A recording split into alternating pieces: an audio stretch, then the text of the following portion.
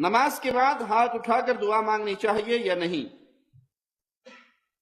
دعا مانگنا عبادت ہے، اس میں کوئی شک نہیں،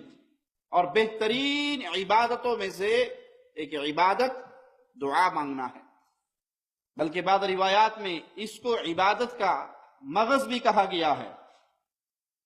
اور بعض روایت میں اس کو ہی عبادت کیا گیا ہے، دعا کو ہی، الدعا هو العبادہ، دعا ہی عبادت ہے۔ جب مرضی مانگے، لیکن کسی عبادت کو کسی وقت کے ساتھ خاص کرنے کے لیے دلیل چاہیے۔ نماز، فرض نماز دعا ہی دعا ہے۔ رسول اللہ صلی اللہ علیہ وسلم کا فرمان ہے کہ آدم کا بیٹا حالت سجدہ میں اپنے رب کے سب سے زیادہ قریب ہوتا ہے، جتنی مرضی دعائیں مانگیے۔ لیکن سلام پھیرنے کے بعد جو رواج ہمارے انڈیا پاکستان میں بن چکا ہے کہ امام صاحب السلام علیکم ورحمۃ اللہ، السلام علیکم ورحمۃ اللہ، اور فوراً اس نے دونوں ہاتھوں کو اٹھا دینا ہے، اور پیچھے سارے مقتدی آمین آمین کہنا شروع ہو جاتے ہیں۔ یہ طریقہ رسول اللہ صلی اللہ علیہ وسلم کی سنت سے ثابت نہیں۔ پیارے حبیب علیہ السلام نے یہ عمل نہیں کیا کہ نماز سے سلام پھرتے ہی آپ نے ہاتھ اٹھا دیے ہو اور صحابہ کرام نے آپ کے پیچھے ہاتھ اٹھائے اور آمین کہا،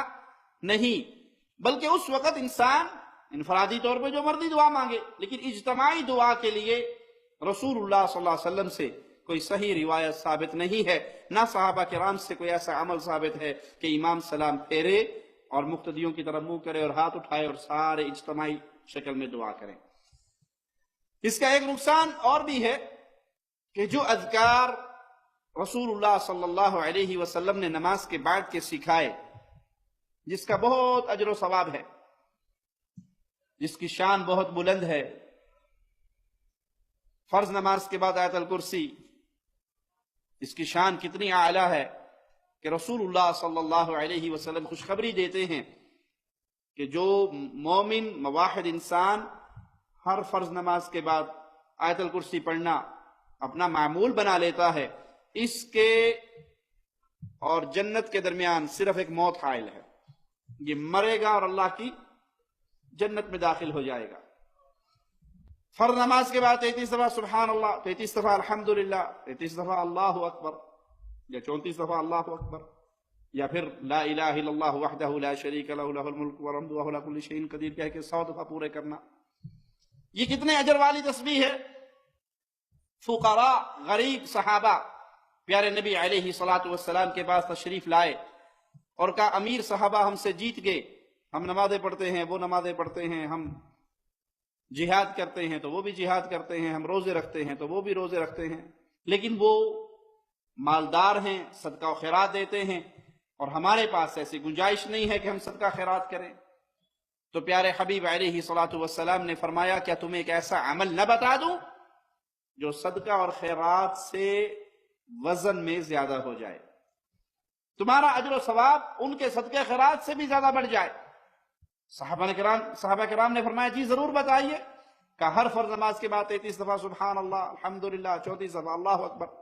اس کو روٹین بنا لو۔ تو صحابہ کرام نے اس کو پڑھنا شروع کر دیا۔ اب جب امیر صحابہ نے دیکھا کہ یہ کچھ پڑھتے ہیں تو انہوں نے بھی ٹول لگانی شروع کی، پوچھنا شروع کیا یہ کیا پڑھتے ہیں، انہیں بھی خبر ہو گئی۔ وہ آ کر رسول اللہ صلی اللہ علیہ وسلم کے پاس صحابہ نے پھر شکایت کی کہ جو ہم پڑھتے تھے وہ ہمارا کام لیک آؤٹ ہو گیا۔ اب امیر صحابہ کو پتہ لگ گیا، انہوں نے بھی ہمارے مقابلے میں پڑھنا شروع کر دیا، تو پھر آگے بڑھ گئے، اب کیا کریں؟ تو آپ نے فرمایا ذالک فضل اللہ یؤتیہ من یشاء، یہ تو پھر اللہ کا فضل ہے، اللہ جس کو چاہتا ہے عطا فرماتا ہے۔ یہ اذکار ہیں جو نماز کے بعد کیے جائیں، لیکن جب سنت کو چھوڑا گیا اور ہاتھ اٹھانے والا کام شروع ہوا تو کیا خیال ہے، امام صاحب سلام پھیرتے ہیں، ہاتھ اٹھاتے ہیں، مقتدی منہ پہ پھیرتے ہیں، پھر کوئی پیچھے بیٹھتا ہے، اس کے بعد